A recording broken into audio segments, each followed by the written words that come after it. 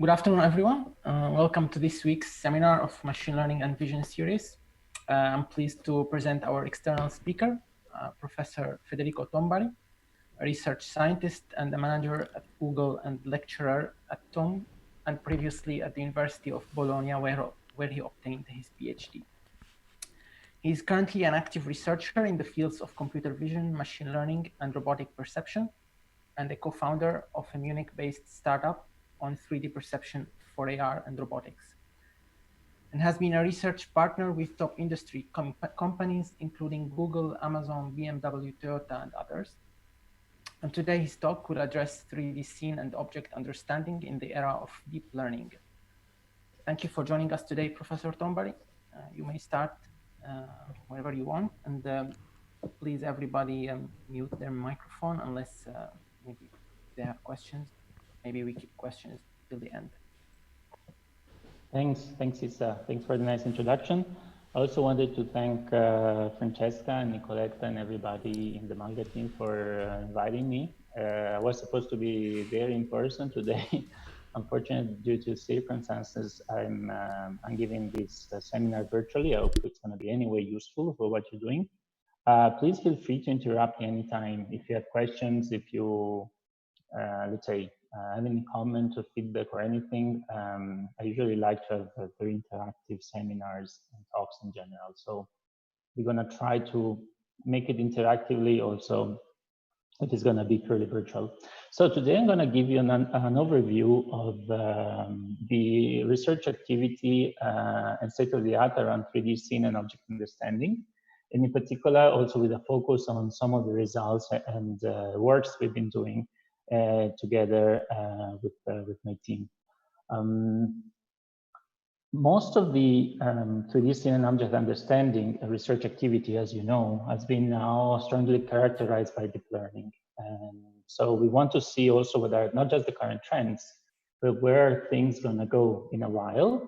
There's already some types of, let's say, outcomes in terms or predictions in terms of what's gonna happen in terms of the evolution of deep learning. So if we look at the past, we know that machine learning has always been like a very hyped topic, maybe because it kind of triggers this idea that with this new technology, the world will be completely changed in a negative and positive way. So also with people losing job or including also, I don't know, evil AI that will take over the world and kill humanity. And then as soon as we've seen that every time that there was some kind of spring of AI, there was also some kind of, let's say, limitations of this new technology. There's also been like so-called fall and winter. So the hype kind of blew out, and the research activity in the community continued, of course, finding out new limitations and new outcomes and new step forwards in that sense. This is, of course, a very interesting interpretation. So we see that even if there's springs and winters, we kind of have an explosive growth of the topic. There's another interpretation, which is maybe less optimistic, where we see that even now, let's say, springs and winters kind of have the same magnitude. And especially we have to be ready that we might actually live, especially with deep learning, a hype moment where excitement is due to fade away, and let's say certain bubbles will actually burst. And so we have to be ready basically to find out what are the limitations of the current technology in order to overcome the next oncoming winter. We've seen in particular already that deep learning has hit several roadblocks. So we know that there's several limitations to the, especially applications of deep learning. First of all, as this is something that everybody knew almost since the very beginning, deep learning is very data hungry. So there's definitely limitation in terms of it's really hard to acquire data sets with lots of annotations at a very large scale. I wanted to show you here this nice chart that shows you the growth, exponential growth in terms of data set size. As you can see here, there's a logarithmic y-axis, which means that the size of the labeled data sets that are being annotated and acquired and collected is actually exploding, mostly due to the hunger of deep learning methods. I'm also going to go through briefly these other topics throughout the seminar, which are related to, for example, domain shift and sim-to-real. Another main problem is adversarial attacks. So these networks seem to be very, very weak towards the possibility of deceiving them or fooling them in a relatively easy way. This is a typical, let's say, artificial attack. So there's a person that creates a malicious example, for example, this pattern, that basically tricks completely, in this case, it's an off-the-shelf object detection network. So you see that as soon as the network sees this pattern, it's unable to actually see also the person and vice versa. But there's also, let's say, natural attacks. They're maybe more interesting in certain domains, such as, for example, autonomous driving. So if you want our car to be able to drive autonomously, we have to be very aware that there might be natural adversarial examples that might occur and that could completely fool the network and deteriorate the performance. This is also related to corner cases. So it's really hard. This is more related to data hunger problem. So it's hard to collect as many examples as to cover all possible corner cases. Then there's explainability. Of course, these are huge systems in terms of number of parameters. And when something goes wrong, it's really hard to understand actually what went wrong inside the network.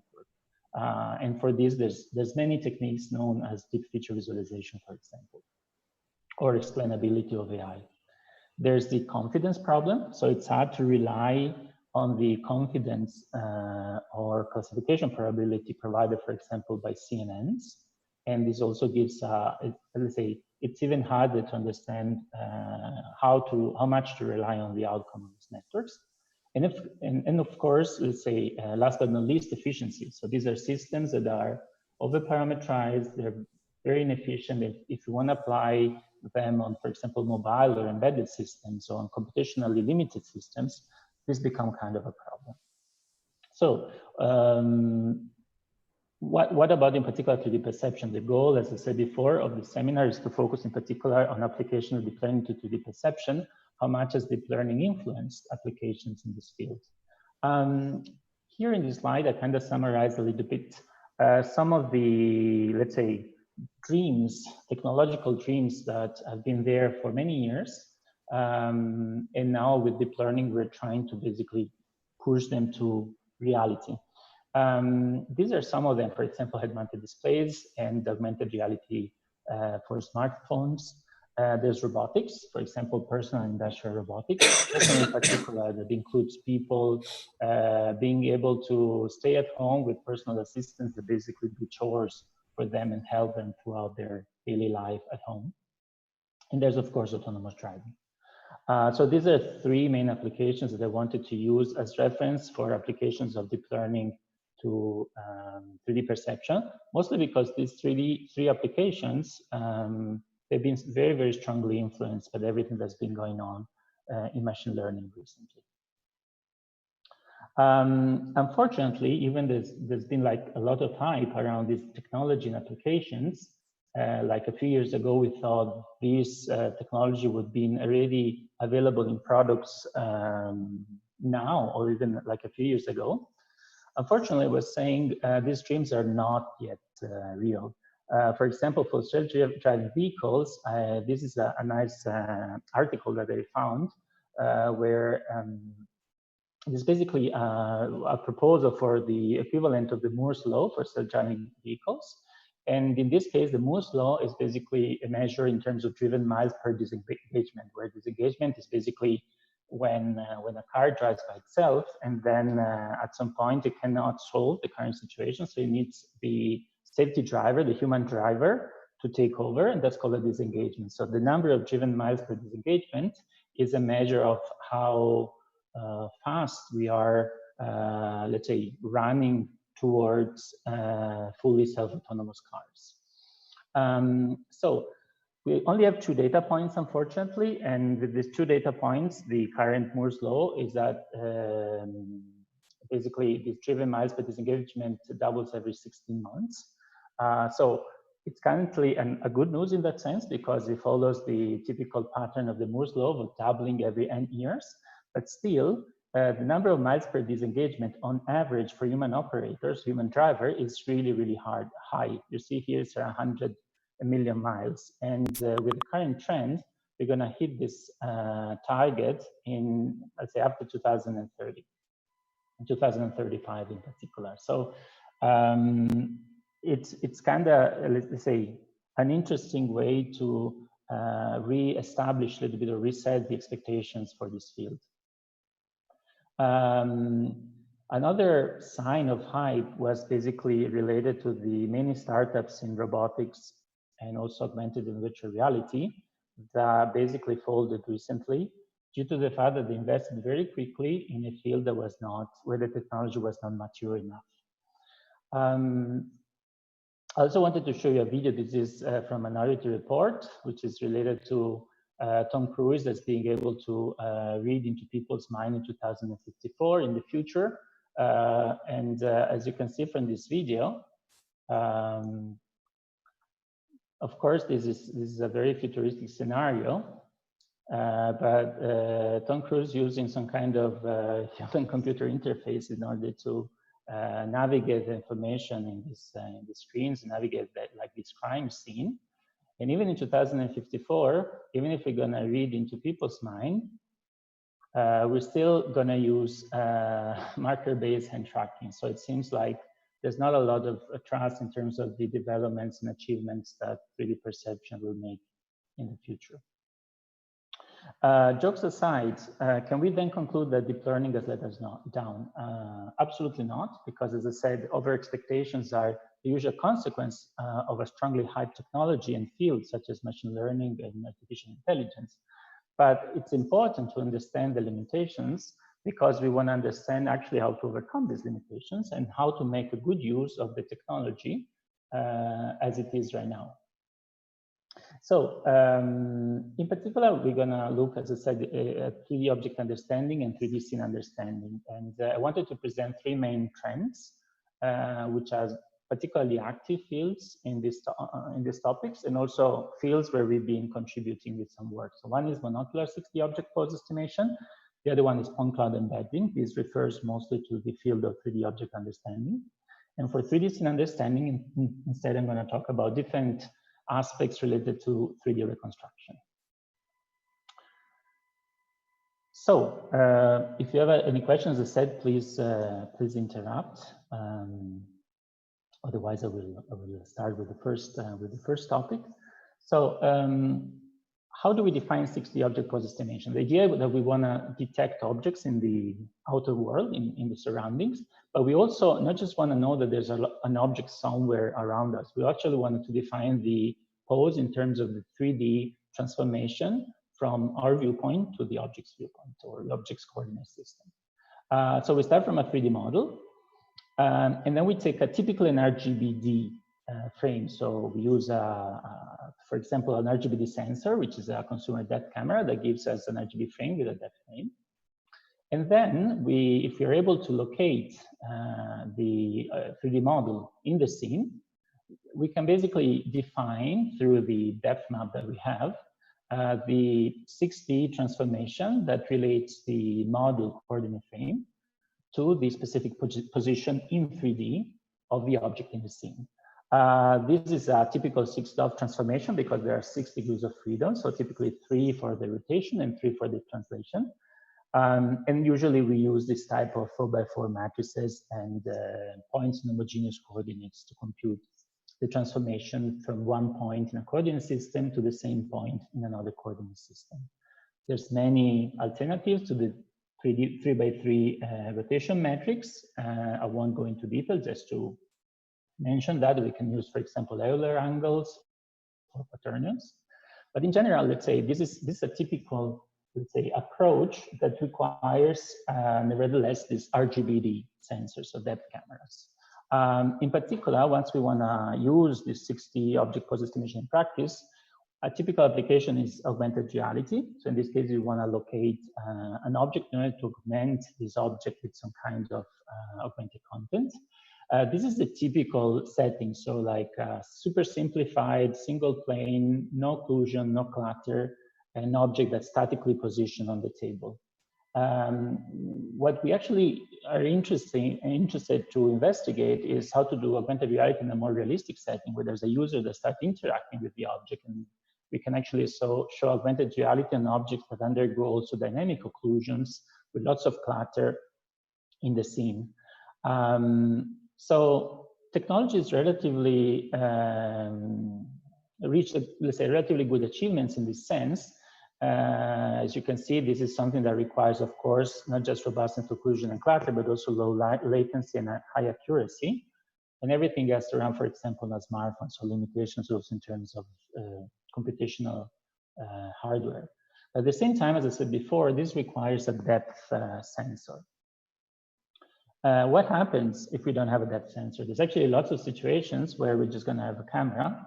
So the idea is to take the standard 2D object detection approaches, those that give you basically a bounding box up to the image plane, and extend them in order to get a 3D bounding box, so the real 6D object pose, to relate basically our camera viewpoint to the object in 3D space. This is a brief summary of some of the state-of-the-art approaches. I prepared this table so to subdivide and also in terms of different backbones, different types of outputs. As you can see, those are the main differences between these proposals. In particular, we can divide it into two main approaches. One that is kind of like an end-to-end approach where we directly want to regress the 6D pose from as the output of the neural network that we can employ. And this is typically done either as a classification or a regression problem. The work that we did, this SSD16 in particular, casts the problem as a classification problem. There's another one which is post-CNN, among others, that instead regresses directly the 3D rotation as a 4D quaternion. And then there's other approaches that instead of doing like an end-to-end regression of the pose, for example, they split the problem into two parts. So first, they compute, for example, certain types of key points, such as the corners of the 3D bounding box, or certain correspondences between the scene object and the offline model. And then out of these correspondences, they compute the real 6D pose to, for example, P and P. Independently from which approach to be used, one of the main problems is that, especially in the monocular case, so when we want to do this type of estimation without depth images, methods tends to become very, very prone to domain shift. So even if using real data, let's say, is a nice solution because there's no domain gap typically, or it's relatively small, acquiring real data, as we said with labels, is particularly time consuming, it's prone to overfitting, and it's typically a solution that we try to abandon slowly. So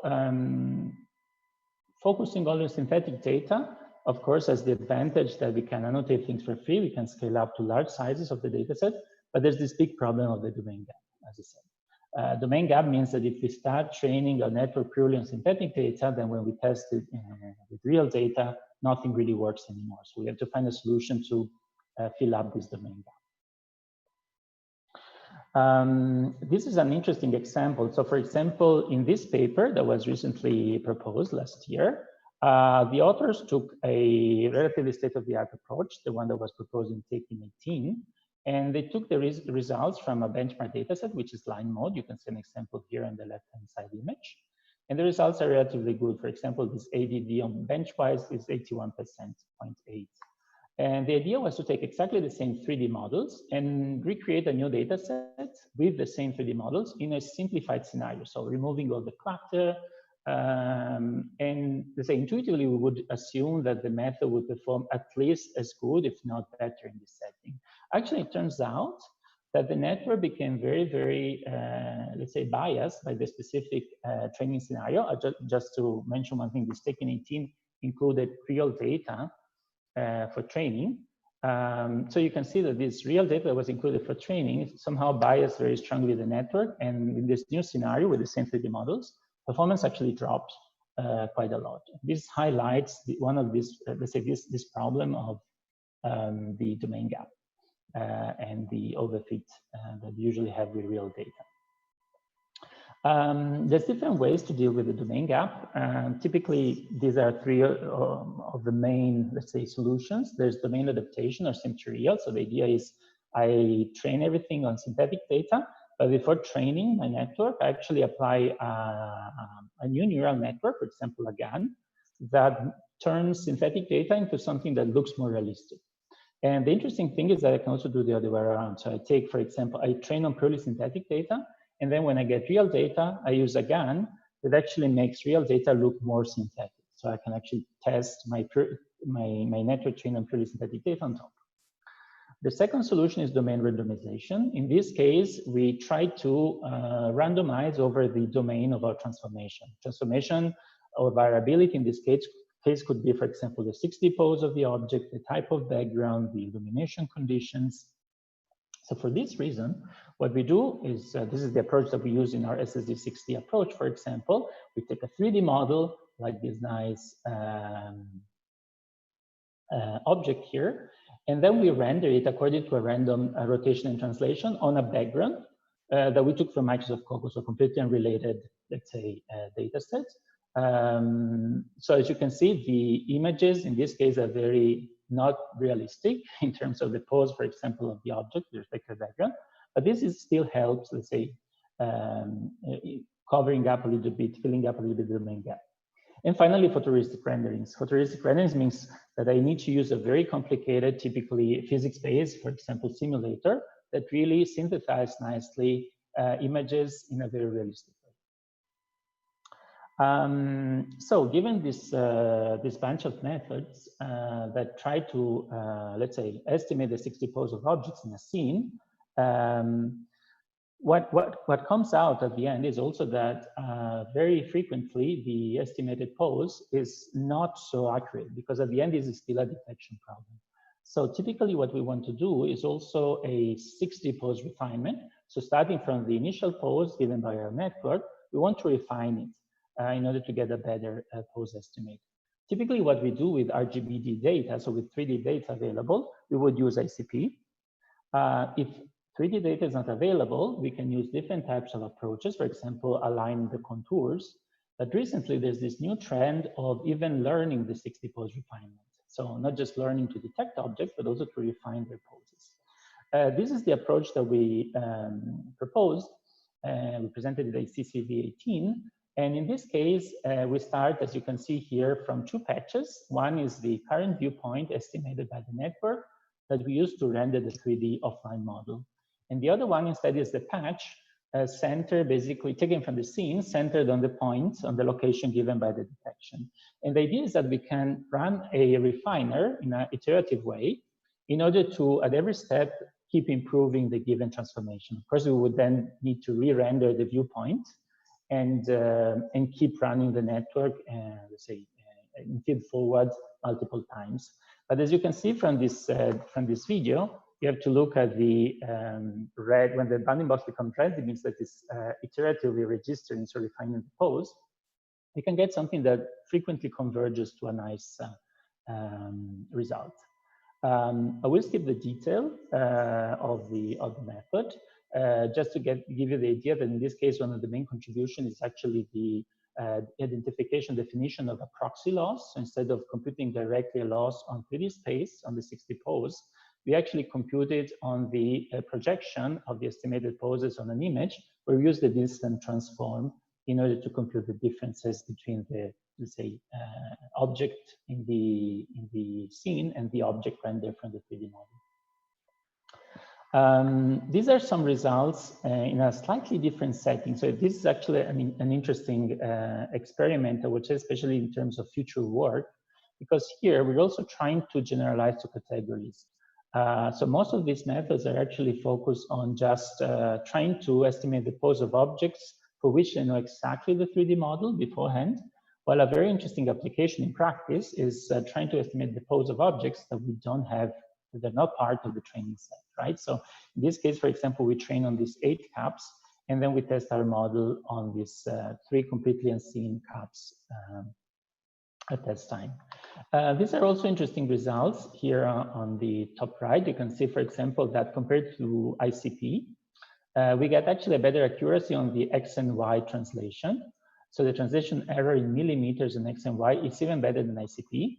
And this is probably because the network is really able, up to the image plane, to align very nicely the contours, while typically ICP relies on depth data that is typically noisy. While at the same time, ICP is much, much better in terms of the z-axis, so the real depth of the object with respect to the sensor. And this makes a lot of sense because the network is trying to optimize things up to the image plane, right? It doesn't have a real perception of what's happening in 3D. And that's why sometimes, let's say, the real estimate of the depth, the distance of the object from the camera is a little bit off. This is also another experiment with a robot that really tries to pick up a set of objects using just purely monocular data. That was done in collaboration with Toyota. This is also a table to summarize a little bit the state of the art in this case. And these are some results. So here you can see the 2D bounding box. So the backbone of our approach, that's actually the single shot detection backbone that's used for, let's say, 2D object detection. Then the SSD60 extension. So the extension where we detect actually 3D bounding boxes. You see that we have multiple predictions because of the problem of the initialization. So the prediction is not always very refined. And then finally, after applying the refinement that I just explained. So you can see that the pose estimation is much better in this. This is also comparison between the purely monocular approach, this is our SSD60 with refinement, against the RGB-D approach. This is the approach that I showed you initially with the bunny being played around within an augmented reality context. You can see accuracy is actually quite comparable up to the presence of occlusion. So in this case, this network in particular, but this is in general a problem for these approaches, is not so robust against occlusion.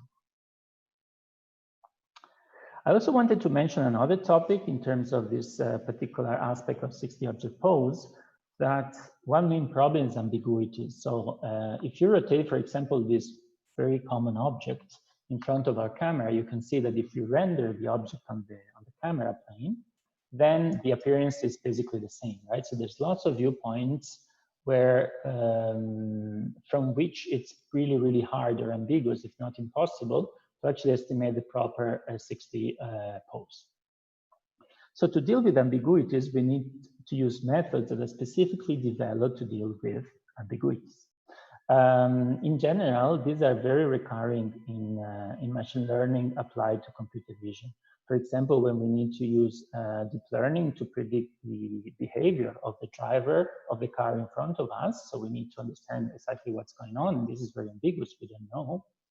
And the other one is, for example, finding a label for an image, because the label for this image could be motorbike, or it could also be racing or circuit or pilot. So let's have a look at this example. Here we have a square that's bouncing around the frame, switching randomly color between black and white.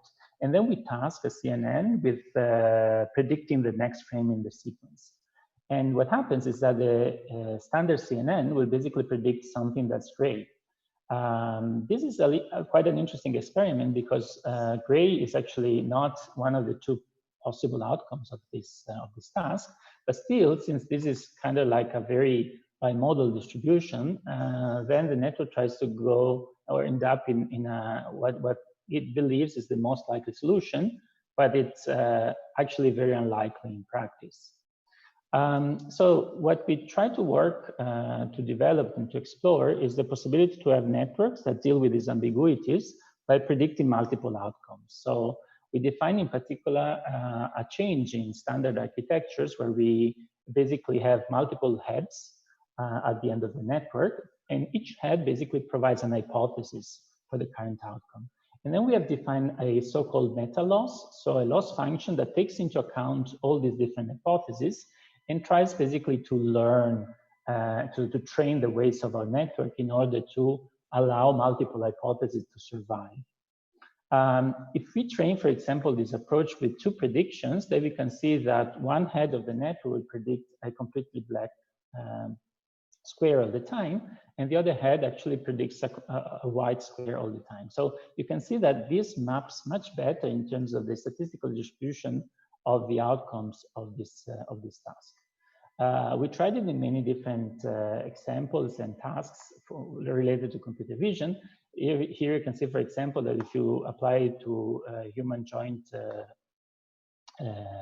estimation, so human pose estimation, every time you have joints that are occluded, the ambiguity is clearer through the fact that the different hypotheses are less coinciding one with the other, and vice versa. So it's also a nice way to estimate the confidence of the prediction.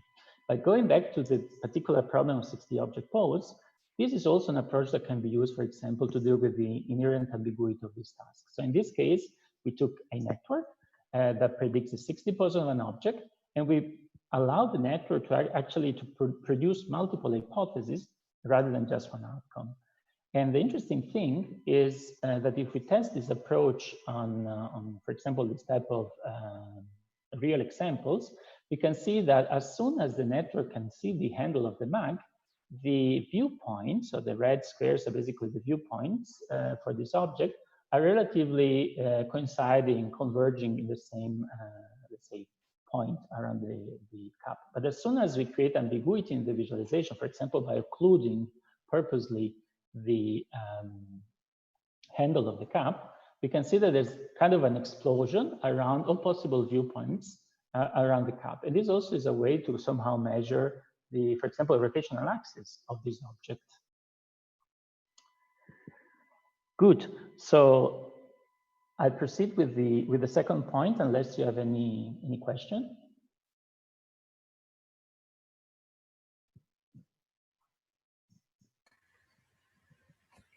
I have one actually. Yes. Can you go back on the slides of the pose estimation, please? Yeah. Thanks. Can you explain it a little bit? No, the one of the pose estimation, the human pose estimation. Sorry. Ah, okay. So here you have the difference between the C and the D. Sorry, I didn't understand. Yes. So here in the leftmost example, we have the standard CNN that provides only one hypothesis. So it tries to solve this task, this relatively ambiguous task. For example, it's ambiguous because we don't see the joint of the right arm of the person. Okay. By just providing one solution, let's say. And then with B, C, and D, we increasingly give the opportunity for the network to have more and more hypotheses as outcome. And we can see that these hypotheses, they tend to be, let's say, more spread out spatially, the more the ambiguous the specific joint estimation is. For example, for joints that are more visible, they're more converging on the same image location, and vice versa. Okay, thanks. Good. So let's proceed with the second topic, which is instead related to point cloud embedding. In this case, it's really, really important to talk about real 3D data. So we've seen how monocular data is important, but lots of this, let's say the technology that's currently being sold as products for the three main applications that I mentioned before, actually rely on that sensor. So specific 3D sensor that give you information about the distance between the object or the scene with respect to the sensor itself. There's currently a wealth of different solutions in terms of 3D sensors, from sensors that are specifically devised for industrial applications, so they are more precise, more expensive as well, and more robust, to sensors that instead are trying to be mounted, for example, on embedded devices, such as smartphones, such as very small sensors that can be applied on small autonomous agents like drones. So lots of different solutions. In general, the goal is to try to find ways to take this 3D data and then learn some kind of information so that we can actually apply this compressed information about the 3D data for certain 3D perception tasks. A while ago, most of the literature was dominated by the so-called untrapped descriptors. So descriptors where our researchers would basically lock himself up in a lab for a while, and then trying to find the best combinations of normals or vertex coordinates that would make, let's say, for a very compact but descriptive feature. I'm just giving this example because that's actually what I did for my PhD. I was exactly spending lots of time to try to find the best combination for finding descriptors that had these type of properties. Of course, with deep learning, the idea is that We don't just want to classify or regress these handcrafted features, but we actually want to learn the features themselves. So the paradigm has kind of shifted from I give you the features, you classify them for me, to I give you the data, and then you just learn end-to-end everything. This is the general approach, right, that has been followed with applications of deep learning to different tasks. In the case specific of 3D representations, it was not so straightforward because certain 3D representations, such as point clouds, are very not naturally suited to convolutions. So in the case of voxel maps, which are basically the 3D counterpart to pixels, also in the name voxel, right, which means volumetric pixel. So it's a 3D discretization of 3D points and 3D coordinates in space. The extension from 2D CNNs to 3D CNNs, so CNNs that can deal with this type of data, was particularly straightforward. The idea was to just add a dimension, basically, in the convolutional operator. At the end, we would end up with 4D convolutional operators rather than 3D, but everything else will remain exactly the same. So these were the very first works that were applied in order to compute convolutions on 3D data. But one of the main problems of these works was actually that typically the memory explodes very easily as soon as you increase the size of the representation that you want to learn, right? Because there's the course of dimensionality in this case is particularly important. So maybe the first important work in learning deep representations for non-voxel based 3D representations is actually PointNet. And PointNet, one of the main ideas was that starting from input points such as, for example, point clouds, so a set of 3D coordinates just listed in a matrix, what we wanted to do is basically first to apply a set of MLP, so multi-layer perceptrons, individually for each coordinate, but with shared weights. This would basically lift the feature space from the original 3D domain to first a 64-dimensional and then 1024-dimensional. But then the main contribution was actually to apply a transformation that could be invariant to permutation. So one of the main difficulties dealing with point clouds is that if we can basically shuffle the order of the points, and then the point cloud is exactly the same.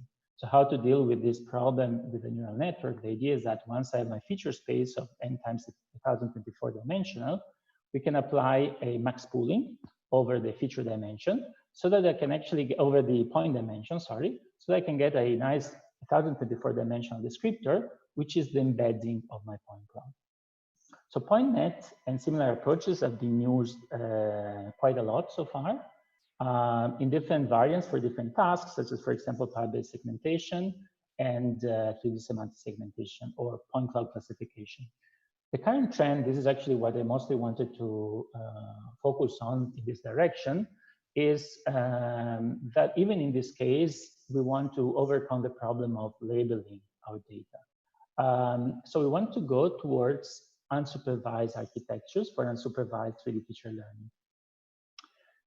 It starts from a very simple idea. So to have 3D feature learning in an unsupervised way, we extend unsupervised architectures such as autoencoders to 3D. So we take, for example, our object, point cloud. We learn it through an encoder. So we learn an embedding out of that.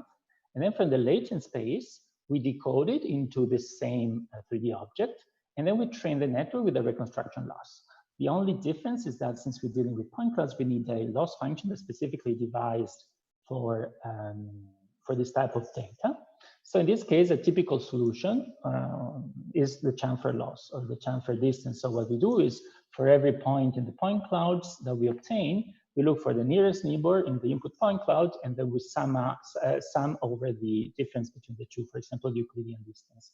I can also do it bidirectionally. So I can also do the same thing with taking each point in the input cloud, finding the nearest neighbor, compute the difference, and then sum these two terms. So it's a very simple loss. The nice thing is that you can apply this not just on the global shape, you can also apply it on a local point set. For example, if you have a set of 3D key points. And you can also apply it on handcrafted features. So for example, I can apply a handcrafted feature on my local set of points, on my local key points, and then I can apply this unsupervised autoencoding approach with the reconstruction loss directly on the handcrafted features. This is actually one of the main things that has been done in literature so far. I'll show you the table at the end. What we've been working on in this field is mostly to try to look at how to learn meaningful embeddings in an unsupervised way for point clouds using the concept of capsules. So I won't go through the theory of capsules, but I'm happy to give you some references here and discuss with you more offline about it. So capsules are a very interesting alternative to the standard CNN, where instead of having, let's say, a neuron firing one single scalar value, the neuron would fire a vector. And this vector needs to somehow embed a richer set of information about the input. In particular, if we're talking about, for example, primary capsules, so the first layer of capsules that we get after that would process directly the input, the output of this capsule would be vectors that contain information regarding, for example, the pose or the appearance or the specific viewpoint or illumination conditions of the input. The nice thing is that then these primary capsules can fire this vector into a certain n-dimensional space, and then the secondary or higher level capsules, so that will basically stand after in the pipeline after the primary capsules, will take these vectors and only take them as input only if these primary capsule vectors would cluster together in their space. That means that these different object parts, for example, need to converge to create a consensus in this vector space for voting for the specific object from that specific viewpoint, under that specific illumination condition. Only if this clustering happens, then the associated higher level capsule will basically be triggered. In order to do this consensus-driven voting approach, there's a specific algorithm that's called dynamic routing. That's also one of the main differences of these capsule-based approaches. And that makes things a little bit slower, but also more meaningful according to the theory of capsules. So this is a very brutal introduction because unfortunately we don't have a lot of time. I hope I gave you a little bit the idea, but what we believe is that this is a very natural, let's say, way of learning latent spaces, specifically for 3D representations, right? So because we want to basically learn different capsule related to different parts of the object, then trigger, for example, higher level capsule depending on specific rotation or translation or 60 poses of the input objects. So the idea is that we have a set of latent capsules. So the latent space in this case is not just a vector like in PointNet, but it's a set of vectors that we call capsules.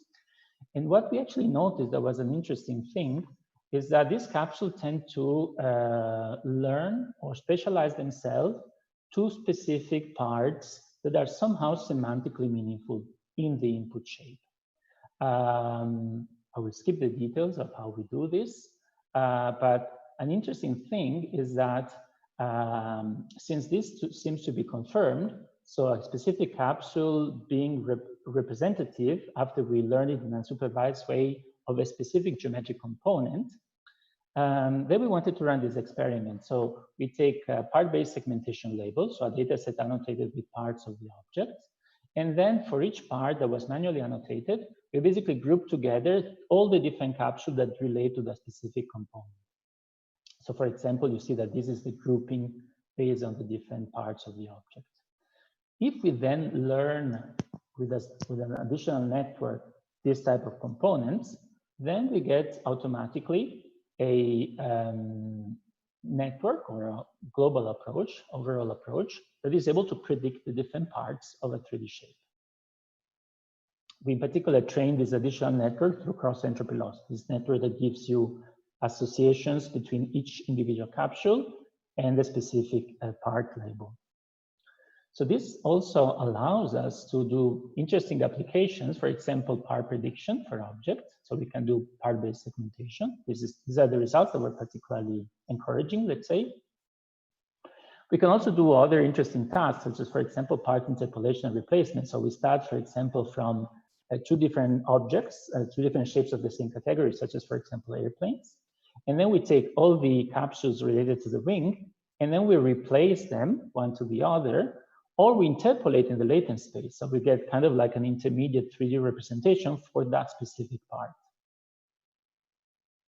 So you can see part interpolation or part replacement. These are just some results. I'll just show you like this type of interpolation, how we can do it also with starting with models that are examples that are particularly different one from the other. And to summarize, this is also another, let's say, table. I usually like to give this table that tries to summarize the state of the art for learn 3 descriptors. I actually have to update it with methods that have been proposed in 2020. Here you can see that the difference is mostly whether they learn starting from point clouds or voxel maps or 3D meshes, whether they are mostly designed for learning a local or a global representation, whether they learn in a supervised or unsupervised ways, the type of loss function, and also how they deal with the rotation environments. Good. We have 12 minutes for the last part, unless you have any question. Federico, sorry, Yes. I have a curiosity. Yes. If it's not, I mean, too stupid or too long as a question. We've been reading recently quite a lot about the graph-based methods, and I'm wondering if you can briefly comment on the pros and cons of dealing with point clouds just by themselves, or considering, if possible, a further layer of information that could be given by a graph or a mesh. Okay.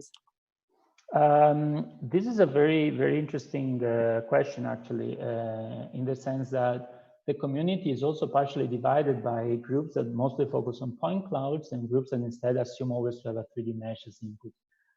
Typically, one of the main motivations to work on one or the other is given also by the type of applications that you want to solve, in the sense that for many applications, such as those that I, for example, mentioned before, dealing with LiDAR data in autonomous driving, for example, it's going to be very hard to have 3D meshes as input. One, because the sensor doesn't really provide you naturally meshes, and the other thing because it might be you need to work with a very low latency so efficiently, and 3D meshes are not the right way to, or sometimes are let's say, targeting higher competition, because more competition intensive tasks. So the advantage, I would say, one of the main advantages of using point clouds with respect to 3D meshes is that it's definitely I would say, more typical representation for lots of applied scenarios. At the same time, with point clouds, it's really hard to embed certain properties that you can instead learn, for example, if you have a 3D mesh. So with a 3D mesh, there's some types of invariances due to, for example, different types of deformations of the shape that typically would be very hard to carry out with point clouds, simply because certain operators that are typically used, such as the Laplace-Beltrame operator to name one, they actually require some kind of proper topology. This is a very brutal answer, Francesca, but I'm happy to chat more about this topic also. Yeah, of course. Thank you.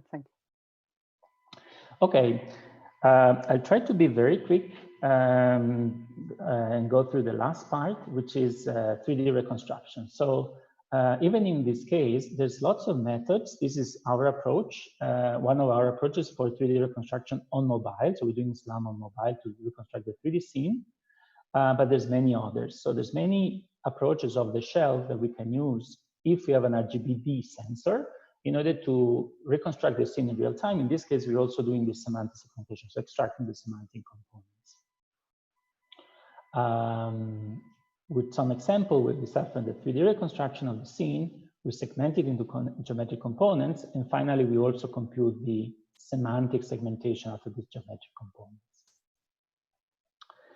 And the question here is also the same that we've seen, let's say, with the first chapter, the one related to objects.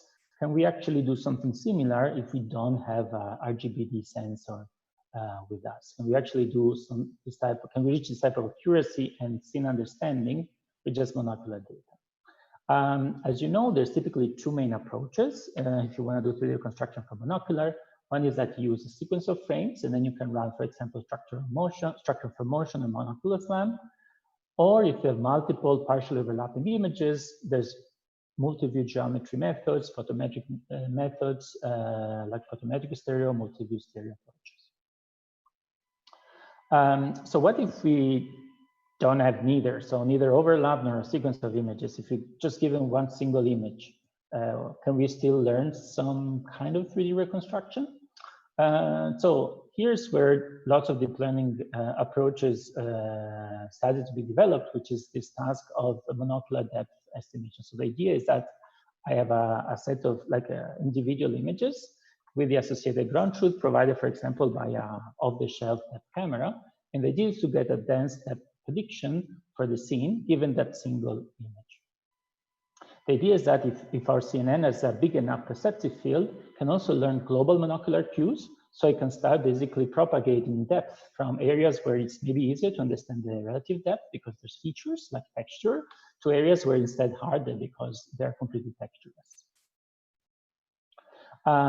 Typically, this is not a task suited for standard CNNs that have a set of convolution layers and end up with fully connected layers. Mostly because while these are typically good approaches for example, classification problems, they're not really suited to regress high dimensional outputs like a depth map. You lose fine details, you have memory explosion. So this is one of the main tasks that really pushed in the last few years the use of approaches that are based on fully convolutional networks, right? Where there's a downsampling stage, an embedding, and an upsampling stage.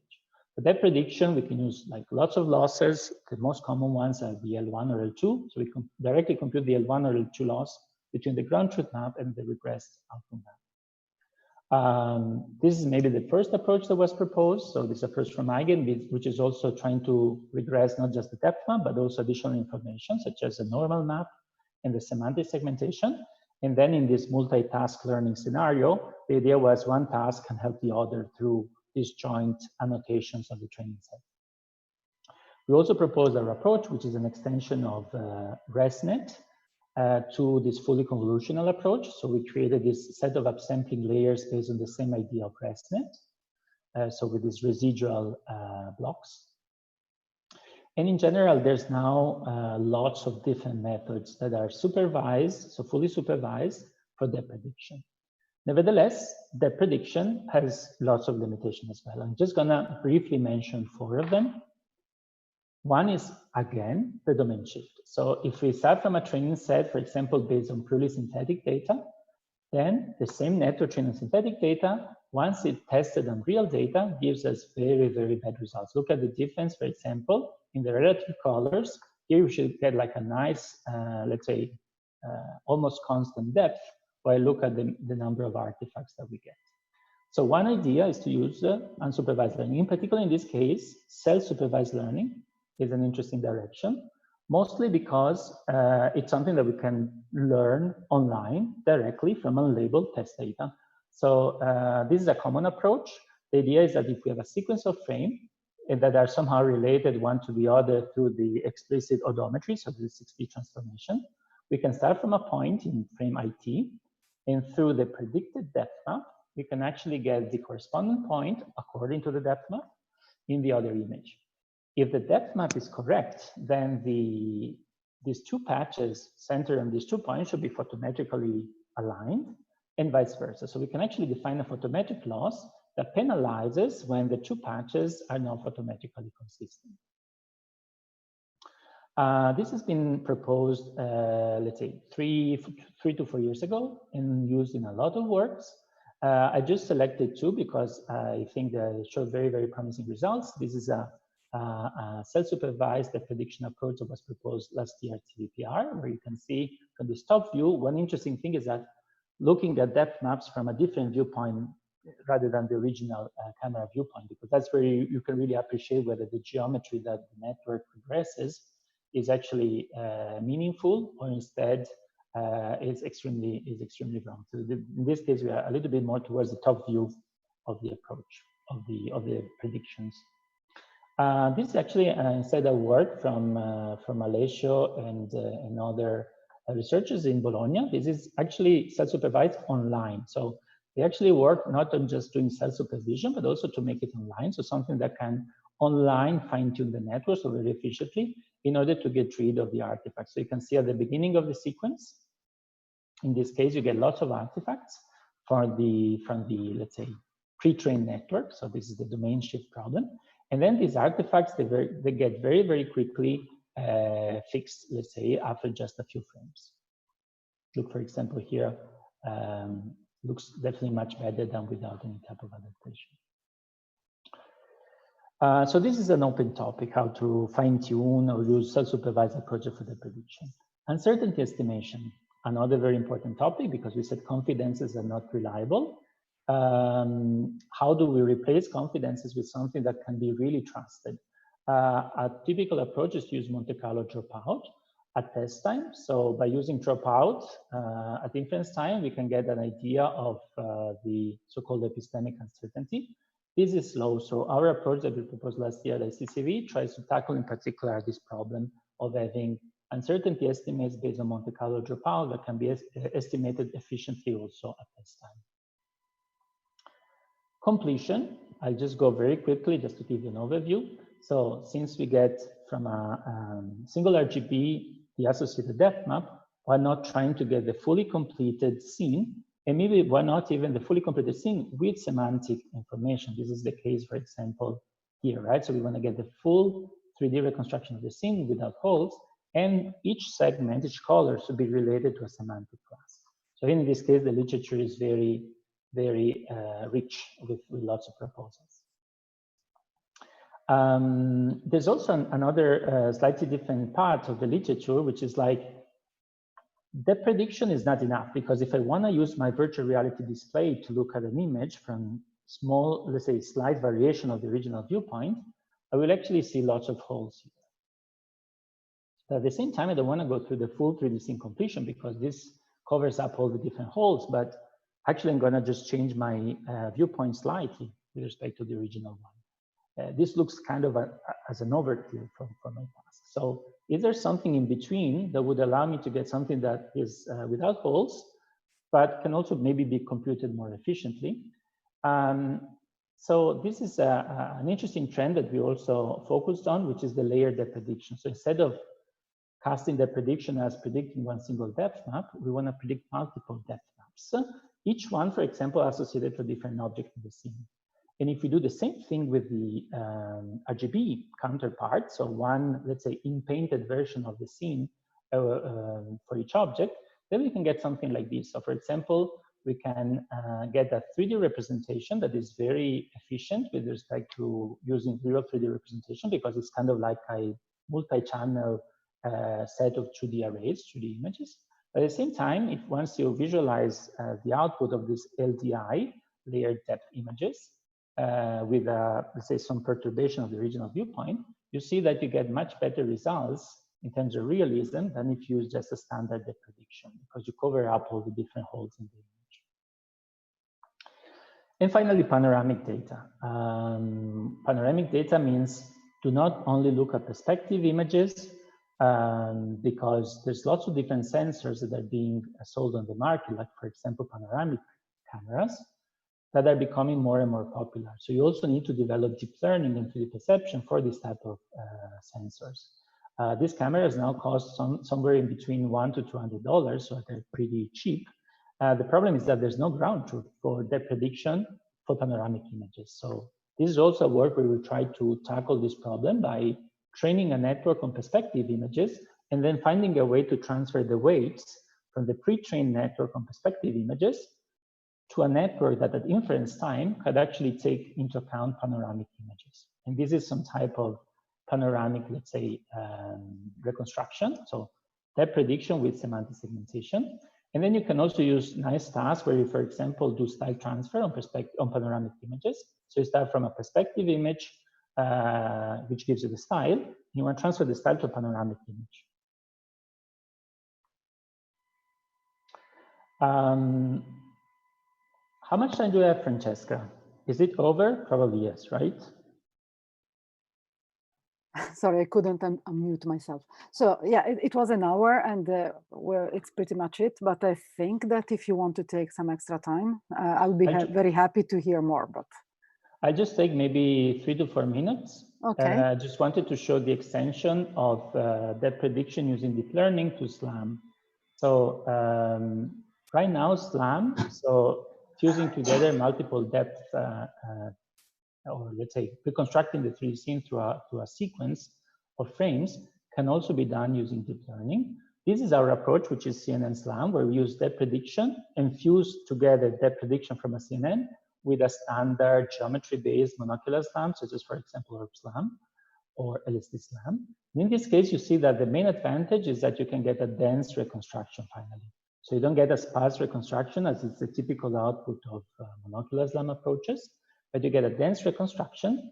Also, in this case, we're doing some kind of semantic extraction of the components. So this is a 3D monocular semantic SLAM. This is the same approach, some results, let's say, shown in the more outdoor scenario for autonomous driving onto benchmark data sets.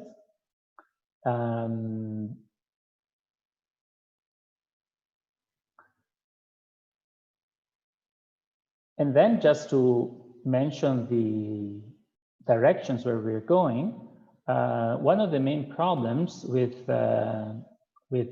SLAM is that the main assumption is that the environment is static. So nothing changes, and every time something moves, it's something that we typically want to filter out, so for example, people.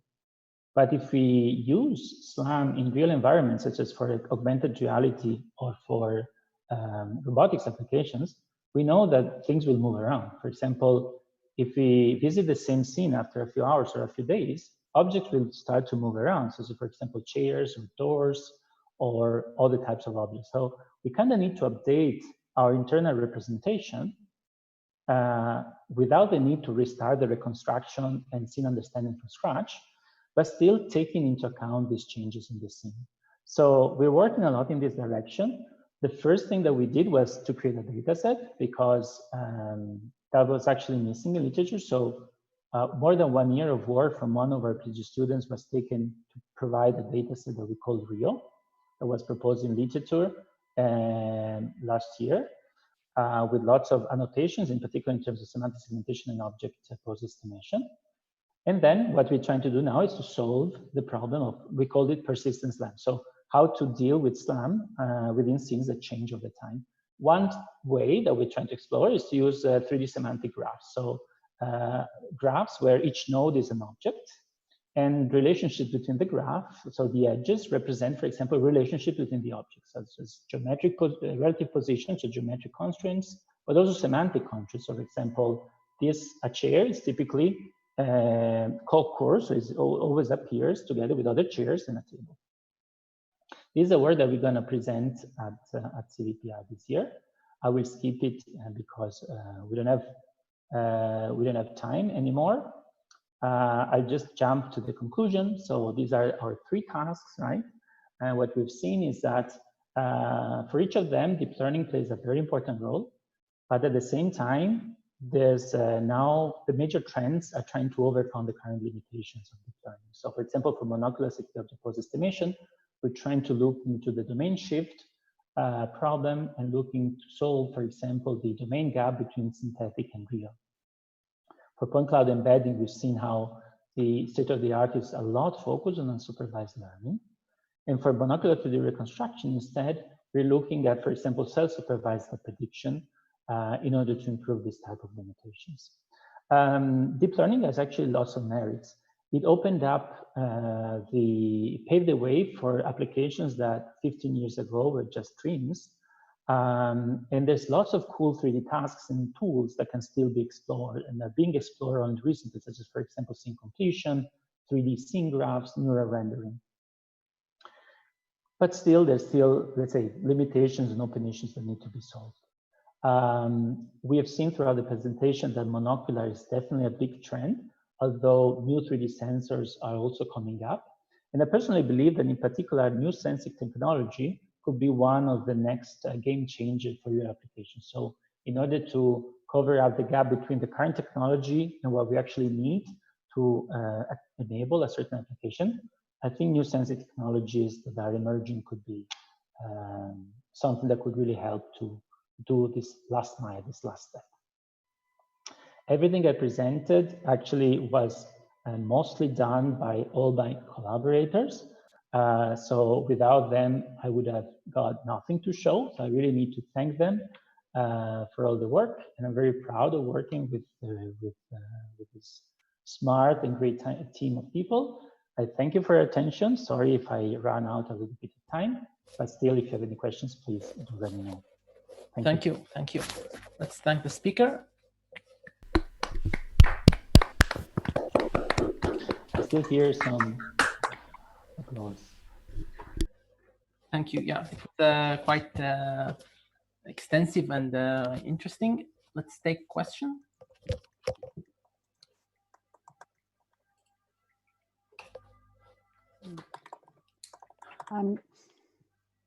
I'm writing people that are listening to us through YouTube, but maybe it's easier. Yeah. Right, because of the delay. Yeah, no, that if they want to write questions on the chat, I can read them directly to. It's going to be easier, I think, for Federico. And sure.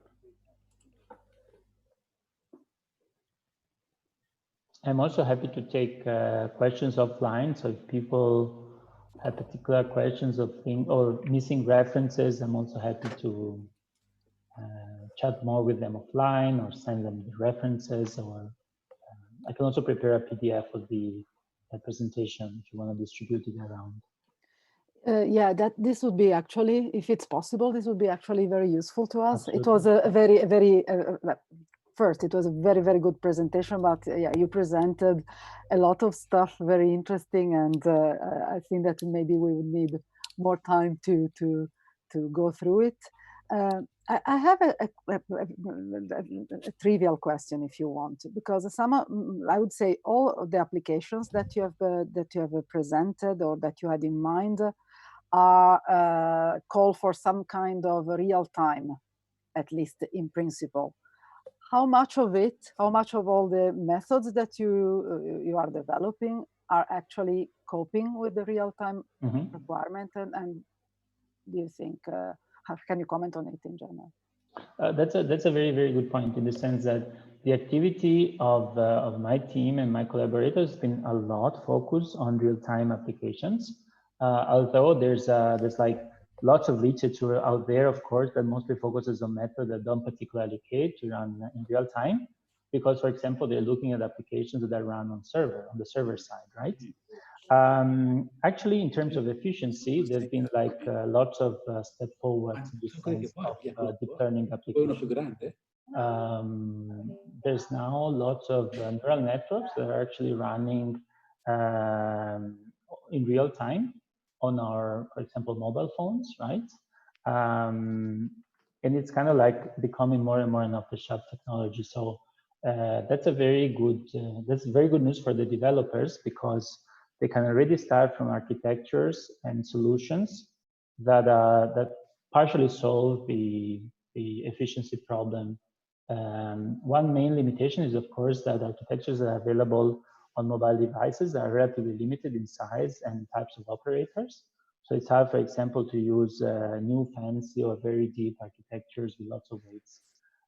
Still, there's an interesting field, which is the lightweight CNN field, or like lightweight or network compression. That's also very active. And we mostly we don't really focus on this. We mostly rely on the new solutions in order to find ways to then apply on top of that our ideas to deal with this type of applications. Okay, thanks. Can I ask a question as well? Sure. Yeah, so I was pretty much interested in the unsupervised learning part and all the and in particular in the representation of the latent space with the capsule-based, so with these vectors. Do you think that in some sense this adds sort of interpretation of explainability in the deep learning? Because I have been working with cells, for example, and every time I was talking to biologists of deep learning, they would say me, okay, but we don't know what these features that you are talking about represent. But in a sense, couldn't this be a possibility to give more explainability, because I can represent that part of the latent space and know that that refers to a particular part, in this case of a scene, or maybe an organelle in a cell? Could this be possible? I mean, this is another, maybe, let's say, I wouldn't say dream, but definitely like a big, very big effort or goal for this type of works. It's actually, so every time, especially for this, for example, 3D shape embedding learning, one of the main goals is actually to try not just to embed, for example, special types of invariances with respect to the input data, such as, for example, O equivariances, in the case of capsules specifically, but also to make things more explainable. So there's been lots of works, for example, that try to apply specific clustering of the embedding, right? Using just top of mind, can think of Siamese triplet networks, where there's some kind of enforcing in the loss function to cluster the latent space in order to be able to better understand exactly what's going on during the feed-forward stage. So by looking at what happens in terms of our vector from the input data, where it falls, for example, the specific let's say domain of the latent space, you can get an understanding by looking, for example, at the relationship with the cluster that we've seen at training time. That can help us understand how the network is internally reasoning. So definitely, this is one of the directions. The field of explainable AI and transparent AI and deep feature visualization is also like a very, very interesting field, I would say, where there have been like lots of improvements recently. And bringing this concept to 3D is, of course, really hard. So it's a great, I think, topic for a PhD student, for example, right now, and also partially unexplored, especially when it comes to the 3D side. Thank you very much.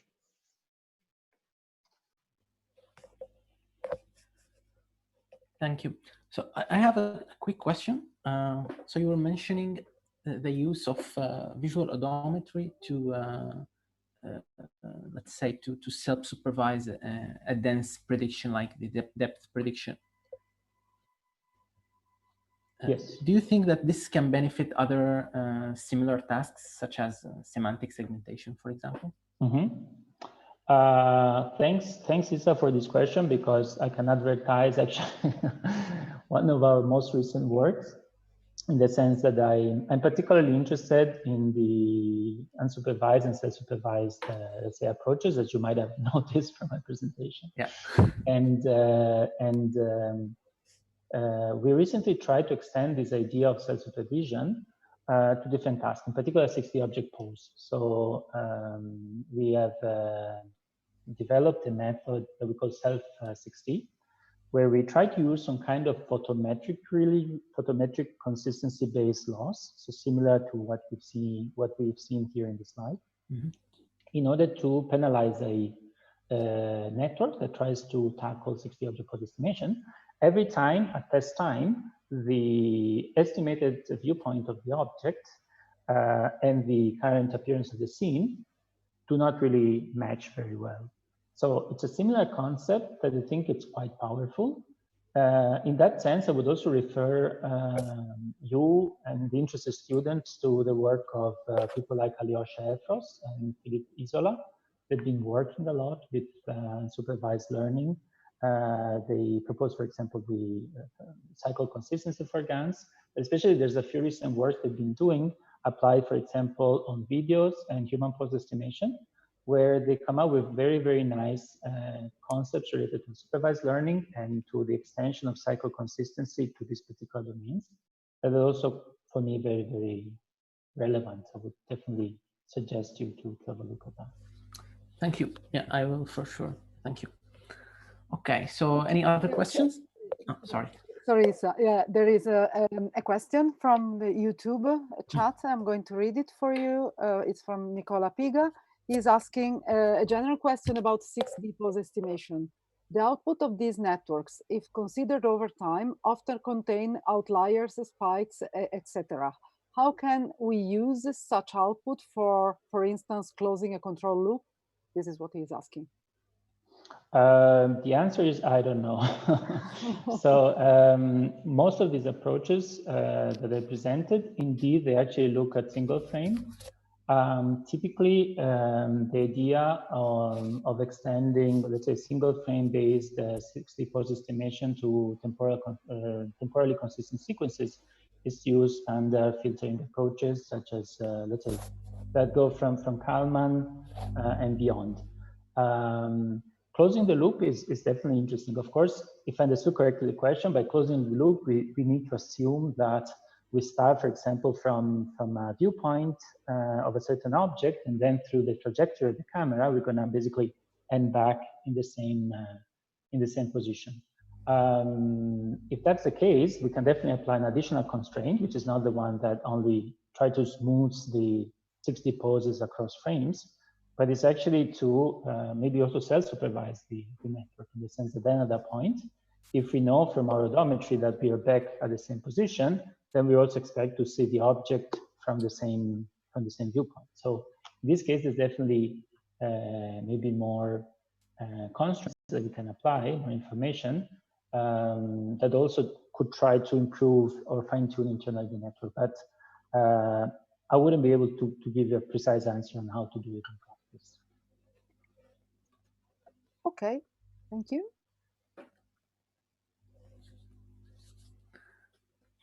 Okay, so let's thank the speaker again.